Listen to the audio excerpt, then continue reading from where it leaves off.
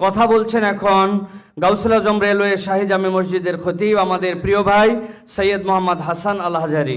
আজকে আমার ভালো লাগছে যে আমাদের মতাদর্শের ভিন্নতা থাকলেও আজকে যারা এসে গেছি তারা একমাত্র ইসলামের জন্য এসেছি।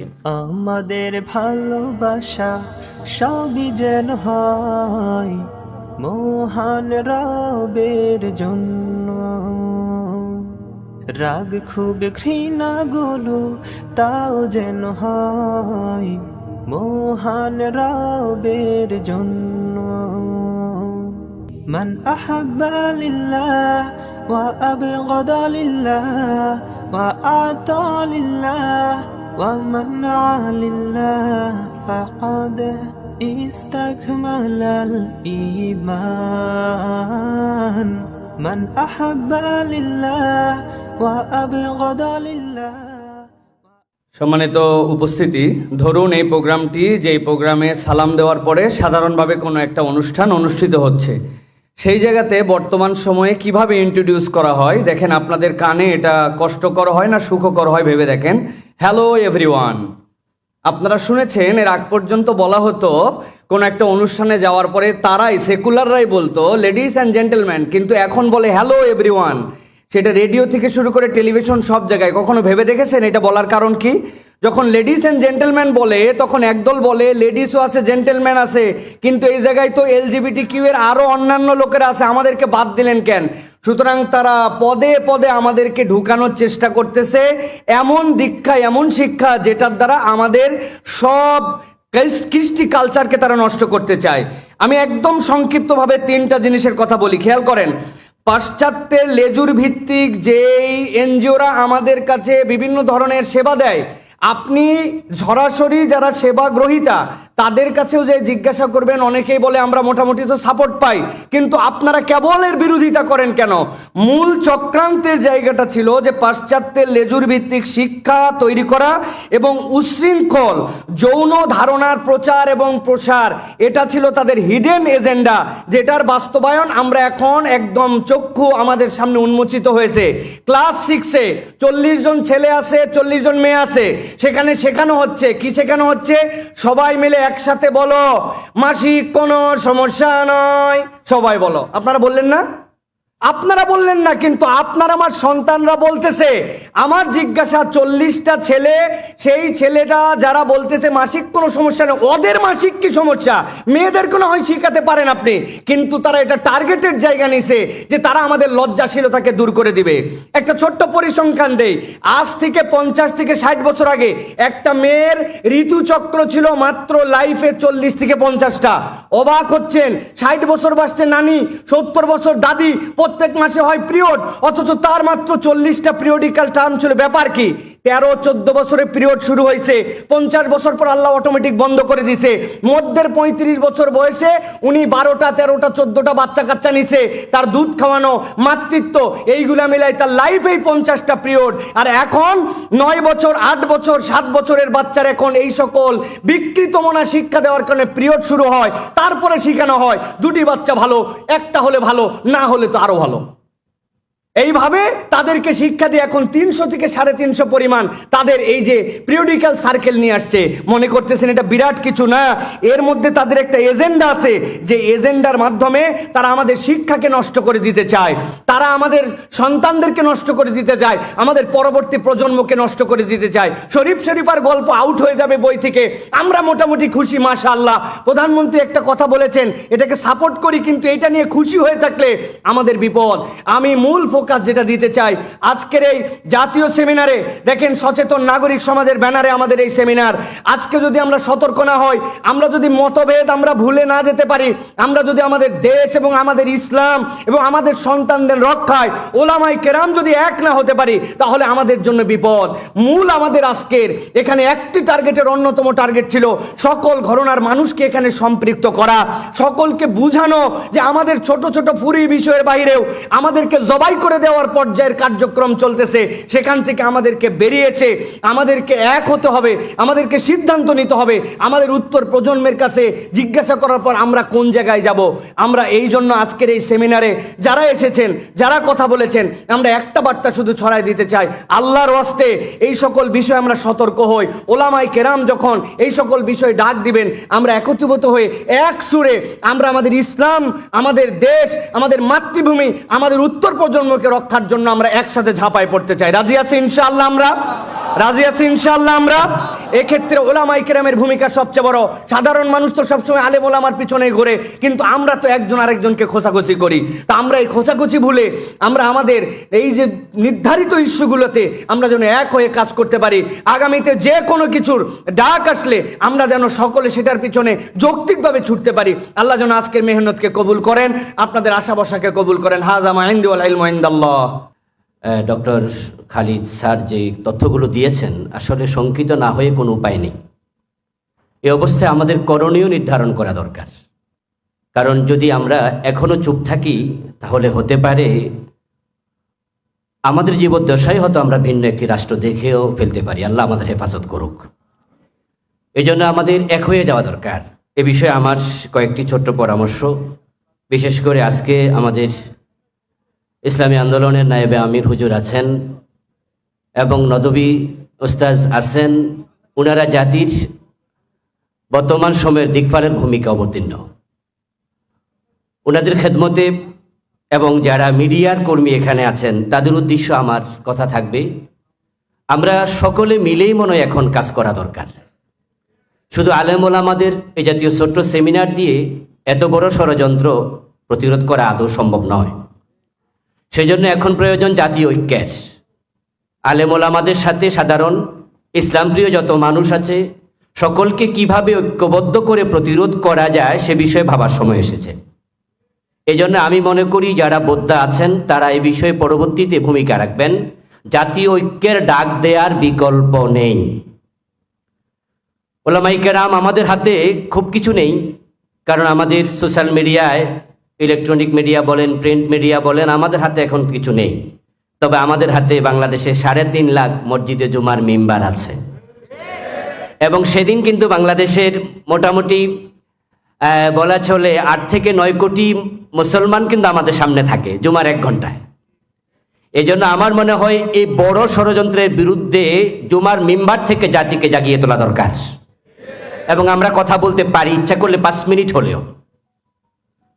এরপরে সোশ্যাল মিডিয়া যথাযথ ব্যবহার করা দরকার। আমাদের হাতে এখন ফেসবুক আছে, এক একটা মিডিয়া। আগে আমরা টেলিভিশনের দিকে তাকিয়ে থাকতাম সংবাদ দেখার জন্য, আর এখন টেলিভিশন সাংবাদিকরা তাকিয়ে থাকে ফেসবুক দেখার জন্য। তা আমার মনে হয় আমরা জাতির এই দুর্দিনে খ্রিস্টান রাজ্য গড়ার ষড়যন্ত্রের বিরুদ্ধে ফেসবুককে এক একটা মিডিয়া বানিয়ে ফেলতে পারি।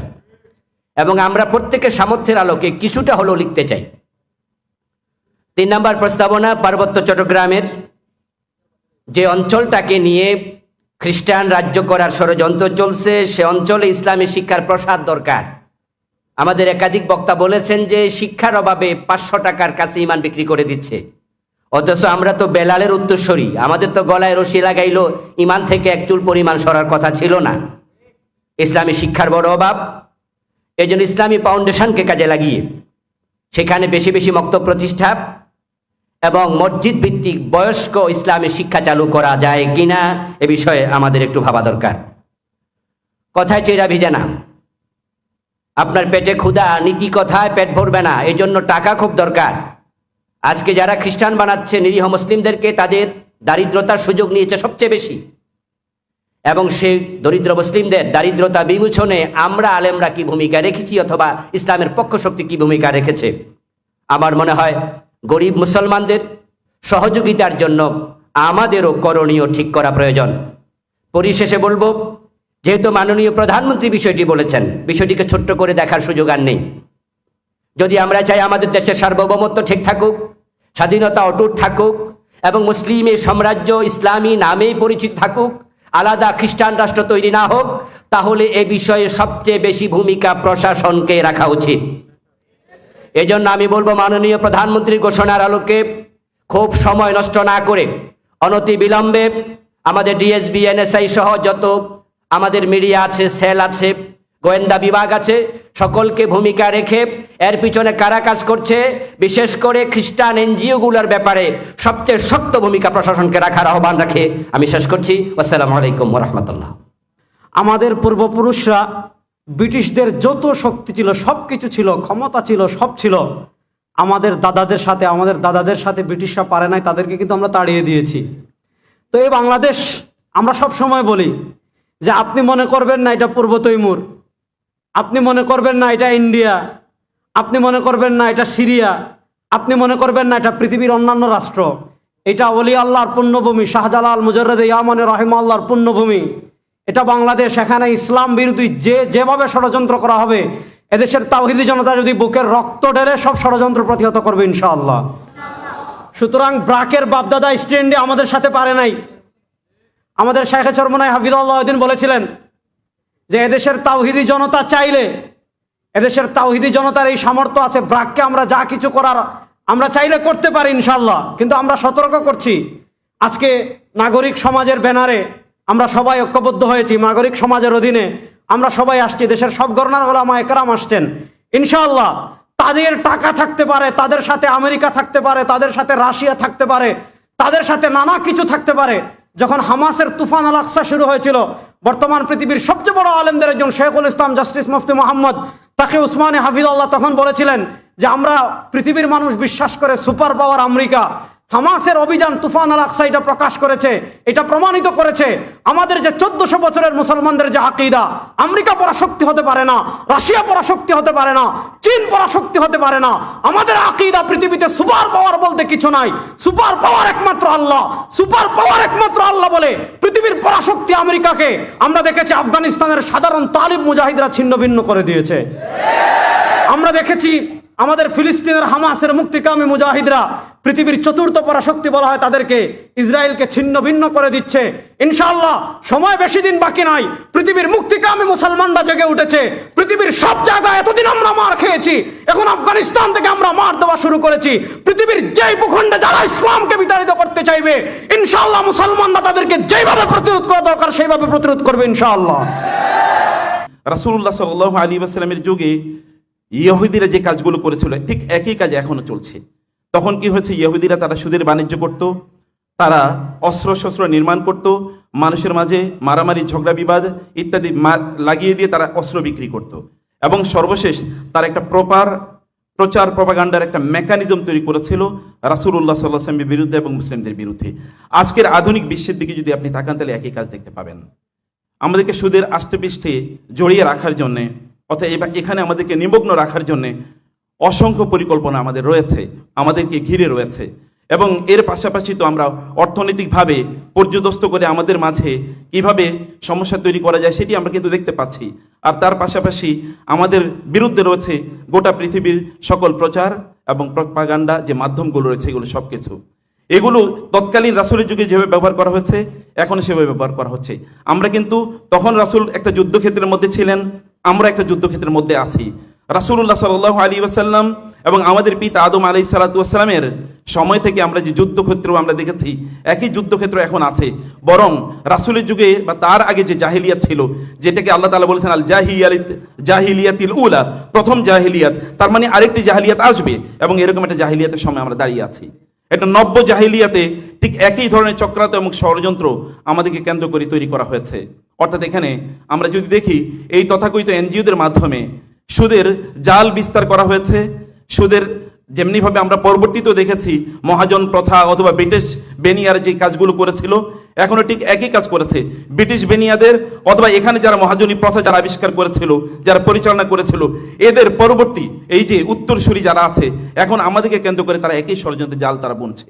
এই ষড়যন্ত্রের জালটা আমাদের বোঝা দরকার, এবং এই ক্ষেত্রে তারা যাদেরকে ব্যবহার করছে, যে সকল যন্ত্রগুলো তারা ব্যবহার করছে, এগুলোর ব্যাপারে আমাদেরকে সচেতন থাকা দরকার। তাইলে কেবলমাত্র এই যুদ্ধক্ষেত্রে আপনি এবং আমরা বিজয়ী হতে পারবো।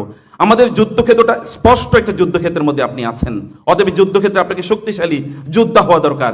এই যোদ্ধা হওয়ার জন্য আপনাকে ইনফরমেশন লাগবে, আপনার লাগবে স্ট্র্যাটেজি, এবং আপনাকে জানতে হবে কোন কোন ক্ষেত্রে কোন কোন ফ্রন্টে তারা আমাদের বিরুদ্ধে যুদ্ধ চালিয়ে যাচ্ছে।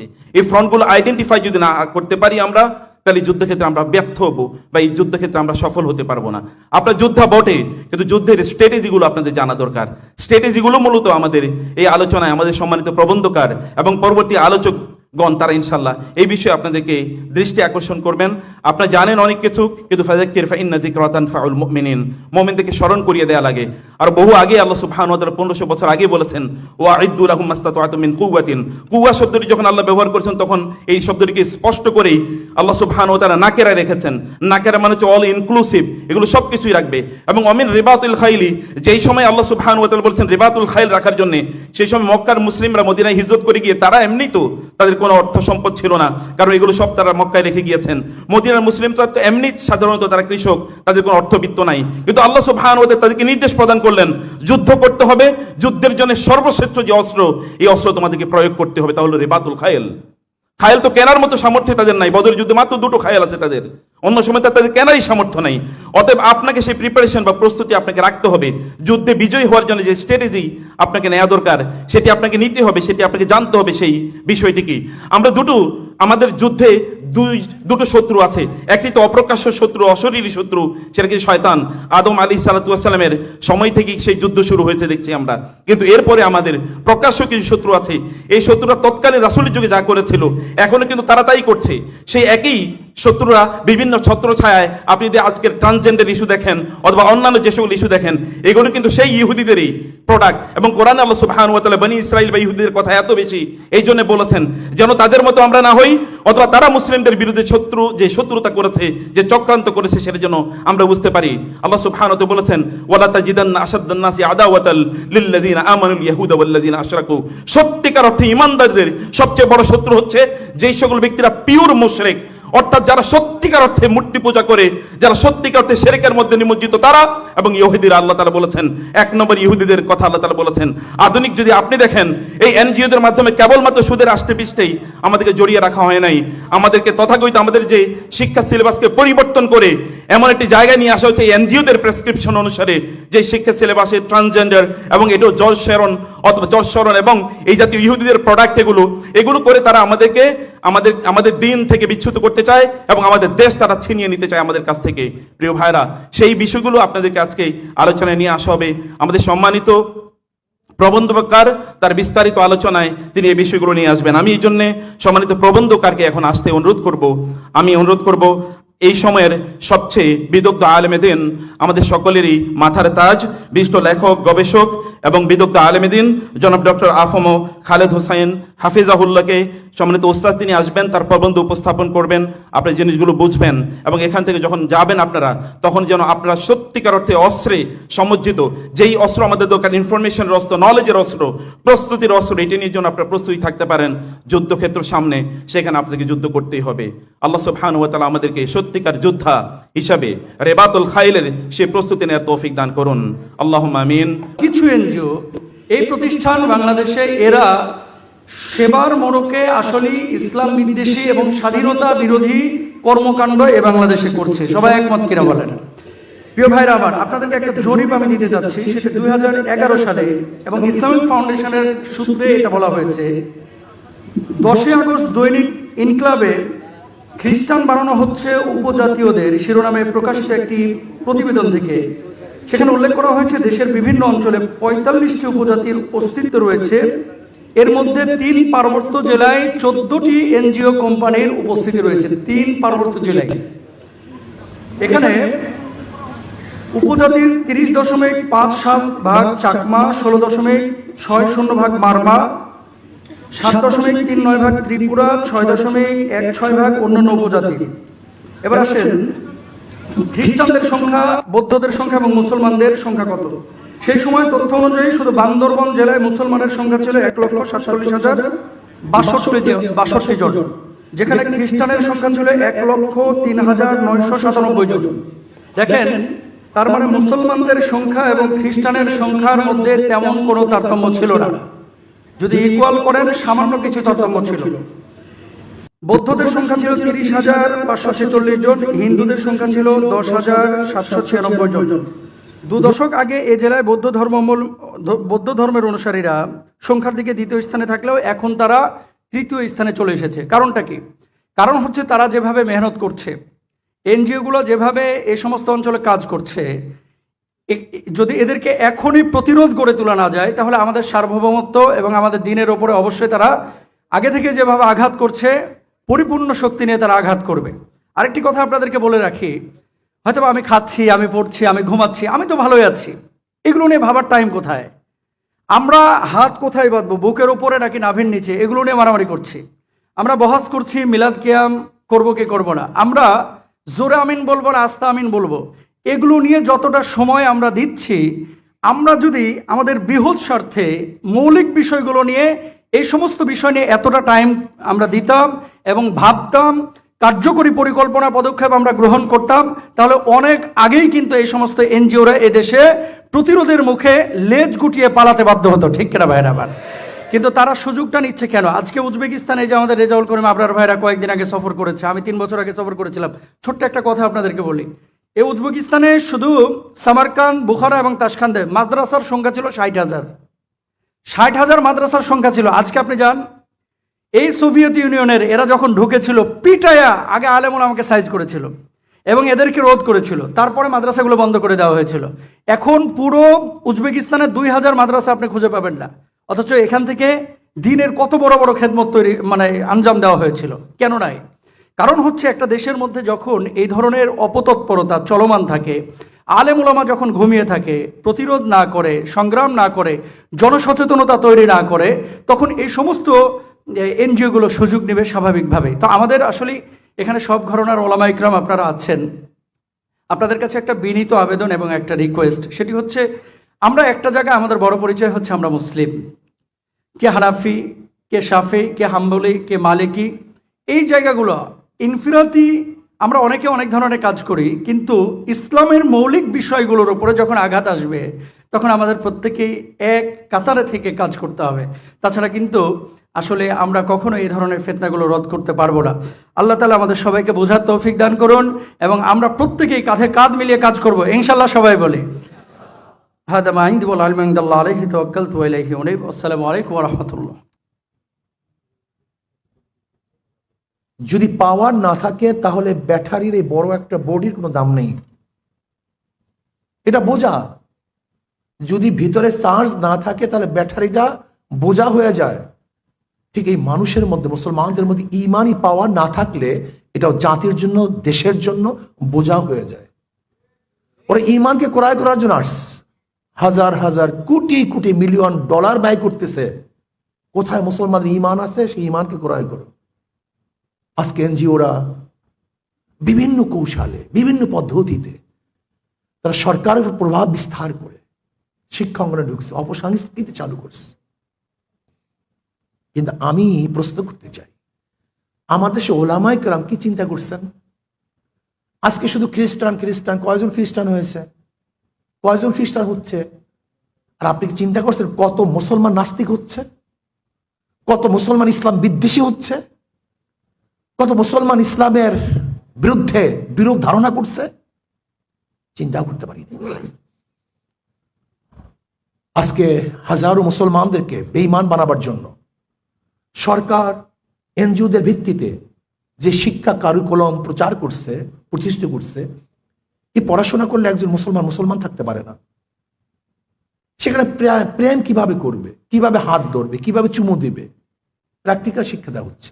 ড্যান্স কিভাবে দিবে, মাথা কিভাবে নাড়াবে, কোমল কিভাবে ঢুলাবে, গায়ের হলুদের ড্যান্স কোন এলাকার হবে, কোন জায়গার হবে,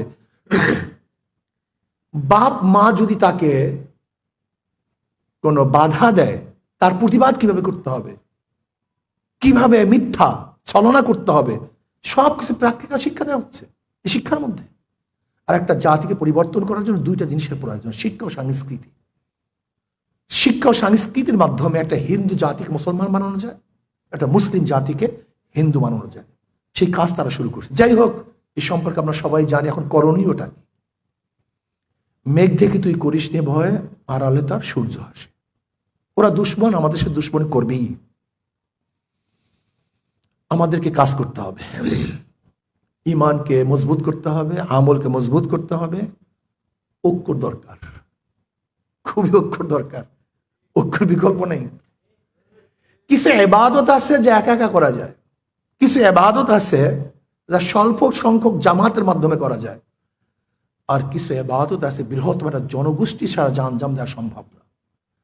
যেরকম আপনি রোজা রাখবেন একাই যথেষ্ট, আপনি জামাতে নামাজ পড়বেন কিছু মানুষই যথেষ্ট, কিন্তু ইসলামের দুশ্মনদেরকে হটিয়ে ইসলামকে বিজয় করবেন না একা সম্ভব, না স্বল্প সংখ্যক গোষ্ঠীর দ্বারা সম্ভব।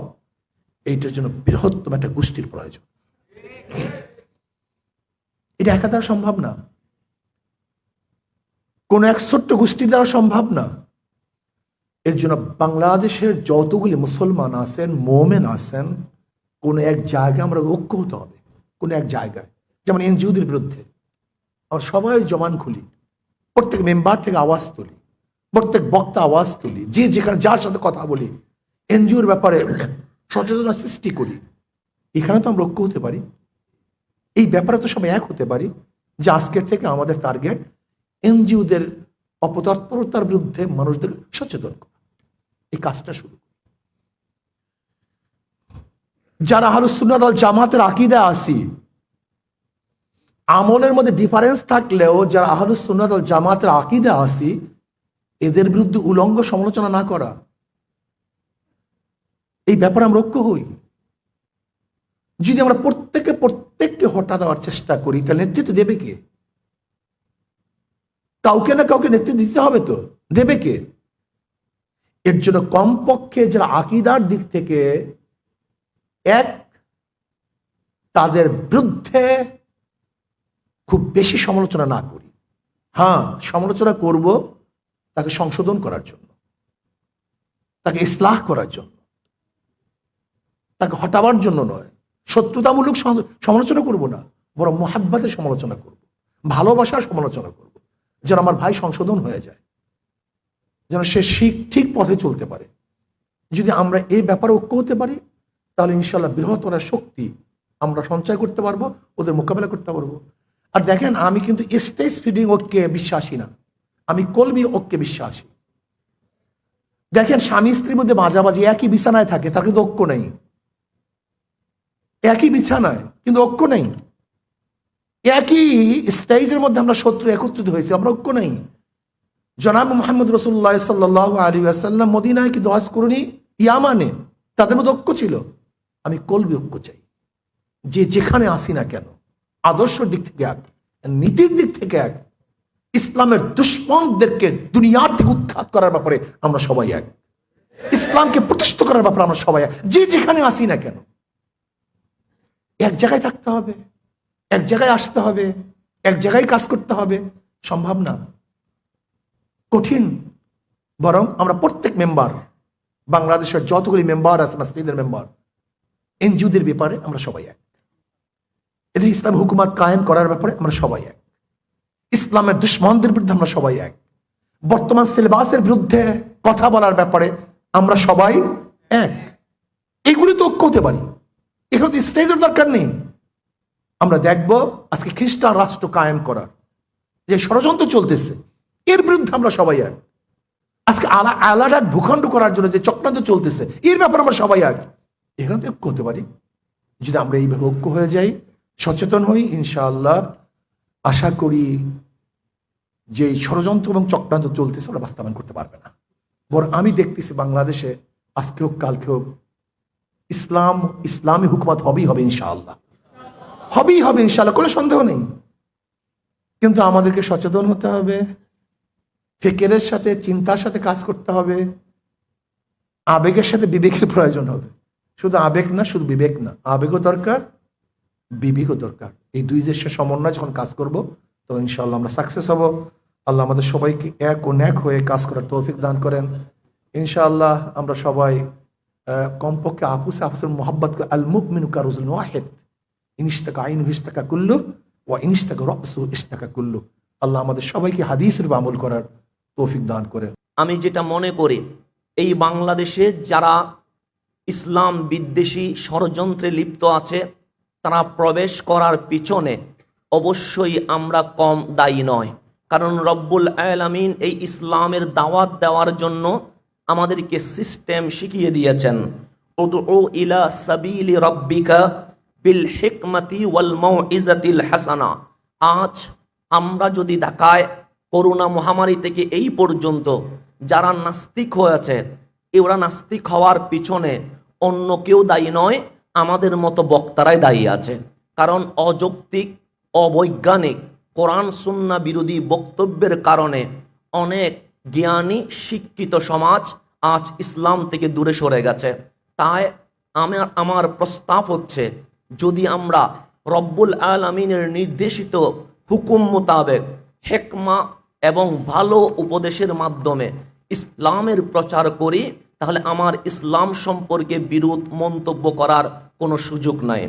3 নাম্বার, যেটা আজ পার্বত্য অঞ্চলে যারা খ্রিস্টান ধর্মে দীক্ষিত হচ্ছে, আমি দেখলাম তারা জন্মগত মুসলমান কিন্তু শিক্ষাগত মুসলমান নয়।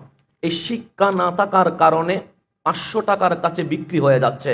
কিন্তু আমাদের ইসলামের ইতিহাস তো বিক্রি হওয়ার নয়। আমাদের ইসলামের ইতিহাস তো বেলালের ইতিহাস, আমাদের ইসলামের ইতিহাস তো খালিদ বিন ওয়ালিদের ইতিহাস, আমাদের ইসলামের ইতিহাস তো সালাউদ্দিন আইয়ুবের ইতিহাস। এটা তো ইসলামের জন্য রক্ত দেওয়ার ইতিহাস। কিন্তু এখানে বিক্রি হয় কেমনে? তখন বুঝলাম যারা জন্মগত মুসলমান, শিক্ষাগত মুসলিম নয়, তারাই 500, 1000 অথবা গড় বাড়ি চাকরির কাছে বিক্রি হয়ে যাচ্ছে। তাই আমাদের ওলামাই কারামকে যেই জিনিসটা করতে হবে, বর্তমান বাংলাদেশে আমি 2টো জিনিস দেখতে পাচ্ছি যেটি মূল স্ট্রিম থেকে সরে গেছে। যেমন আমরা বলি আল ওয়াসাতিয়া ওয়াল ইতিদাল, অর্থাৎ মধ্যম পন্থা অবলম্বন করা। এখান থেকে যদি উপরে উঠে যায় সেটা হবে অতিরঞ্জিত, এবং এই অতিরঞ্জিত যারা করে তাদের কারণে ইসলামে ভণ্ডামির প্রবেশ ঘটেছে। আপনি যদি দেখেন, এই যে মূল স্ট্রিম থেকে সরে গিয়ে আজকে নারী পুরুষের অবাধ মেলামেশা এবং মাজার কেন্দ্রিক যে সিজদা ভণ্ডামি, এটা অতিরঞ্জিত করার কারণে। আরেকটা হচ্ছে আল ওয়াসাতিয়া ওয়াল ইতিদাল, এই মধ্যম পন্থা থেকে যখন নিচে নেমে গেছে তখন উগ্রবাদ, খারেজিয়তের আবির্ভাব ঘটেছে। তাই আজ মুসলিম উম্মাহ যদি ইফরাত তাফরিদ বাদ দিয়ে আল ওয়াসাতিয়া ওয়াল ইতিদাল, সাহাবায়ে কারাম, আহলে বাইত রাসূল, তাবিঈন, তবে তাবিঈন, ইমাম বুখারী, ইমাম মুসলিম, ইমাম গাজ্জালি, মহিউদ্দিন ইবনুল আরবি, ইমাম নাসাই, ইমাম তিরমিজি, এইভাবে করে শুরু করে মহিউদ্দিন ইবনুল আরবি হয়ে, শাহ ওলিউল্লাহ মুহাদ্দিস দেলবি হয়ে, শাহ জালাল হয়ে, যাদের মাধ্যমে এই ইসলাম এসেছে, আমরা যদি তাদের দিকে ফিরে যাই, তাদের ইসলাম ছিল আল্লাহ এবং রসুল কেন্দ্রিক, আর আমাদের ইসলাম হয়ে গেছে ব্যক্তি কেন্দ্রিক। আপনি যদি তাকান, আমার সাথে যদি আপনার বেজে যায়, তাহলে বাংলাদেশে দুইটা শ্রেণী গঠন হবে। একটা আমার পক্ষে কথা বলবে, একটা আপনার পক্ষে কথা বলবে। এই পক্ষে মারামারি করবে। কিন্তু একজনকেও দেখলাম না, কেউ বলে নাই যে অমুক পক্ষে না, অমুক পক্ষে না, দলিল যেই দিকে আমরা সেদিকে যাব, এটা কেউ বলে নাই। তো যার কারণে ব্যক্তিকেন্দ্রিক ইসলাম হওয়ার কারণে আজ শিক্ষিত সমাজ আমাদের উপর বিরক্ত হয়েছে। এবং আমরা যদি আবার ফিরে এসে আল ওয়াসাতিয়া ওয়াল ইতিদাল মূল স্ট্রিমে চলে আসি, ইনশাআল্লাহ আমাদের এই পবিত্র ধর্ম ইসলাম নিয়ে ষড়যন্ত্র করার কোনো সুযোগ তাদের হবে না। আমার লাস্ট পয়েন্ট, চতুর্থ, এই যে এনজিওদের ষড়যন্ত্র, এটা মোকাবেলায় আমরা 4 দিকে এগাতে পারি। একটি প্রশাসনিকভাবে, যেহেতু সরকার গভর্নমেন্ট ঘোষণা করেছে রাঙ্গামাটি, বান্দরবন এবং খাগড়াছড়ি অঞ্চলকে মায়ানমার স্টেট করে খ্রিস্টান একটা উপজাতি করার ষড়যন্ত্র চলছে।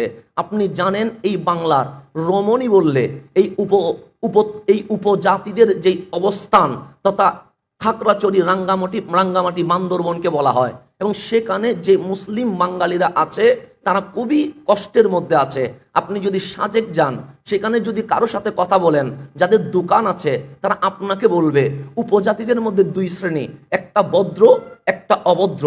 এই অভদ্রদের মধ্যে 4টা গ্রুপকে প্রতি বছর আমাদের বাঙালি মুসলমানদের দোকান থেকে চাঁদা দিতে হয়, এবং প্রত্যেক দিন যে জিনিসগুলো ক্রয় করে এটার উপর আলাদা ভ্যাট ওদেরকে দিতে হয়। তাহলে আপনি বাংলাদেশে থেকেও, বাংলার নাগরিক হওয়ার পরেও এই বাংলার জমিনে পরাধীন হয়ে আছেন।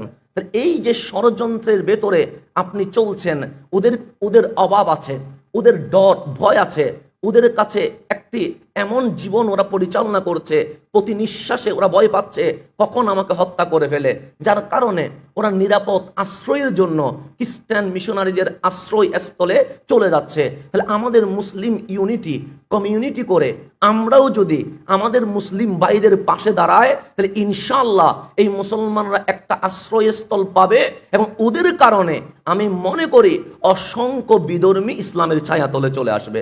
এটা হচ্ছে প্রশাসনিক, আরেকটা হচ্ছে ব্যক্তিগত, আরেকটা হচ্ছে দলীয়গত। আজকে আমার ভালো লাগছে যে আমাদের মতাদর্শের ভিন্নতা থাকলেও আজকে যারা এসে গেছি তারা একমাত্র ইসলামের জন্য এসেছি।